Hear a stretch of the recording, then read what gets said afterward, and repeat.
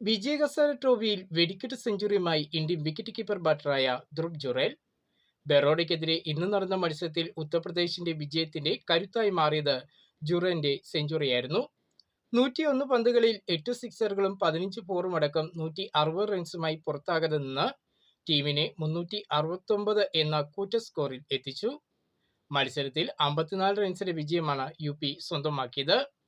ബാറ്റിംഗിൽ മികച്ച പ്രകടനവുമായി ടീമിന്റെ വിജയത്തിൽ മുന്നിൽ നിന്നും പട നയിച്ച ജുറേൽ തന്നെയാണ് കളിയിലെ താരമായി മാറിയത്.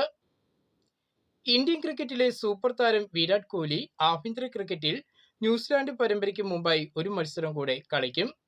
വിജയ് ഹസാരെ ട്രോഫിയിൽ കഴിഞ്ഞ 2 മത്സരത്തിൽ ഡൽഹിക്ക് വേണ്ടി വിരാട് കളിച്ചിരുന്നു. ആദ്യ മത്സരത്തിൽ സെഞ്ചുറിയും രണ്ടാം മത്സരത്തിൽ അർദ്ധ സെഞ്ചുറിയും നേടി മികച്ച ബാറ്റിംഗ് ഫോമിലാണ് വിരാട് കോഹ്ലി. എന്നാൽ ഇന്ന് നടന്ന സൗരാഷ്ട്രയ്ക്കെതിരെയുള്ള മത്സരത്തിൽ ഡൽഹിക്ക് വേണ്ടി വിരാട് കോഹ്ലി കളിച്ചിരുന്നില്ല.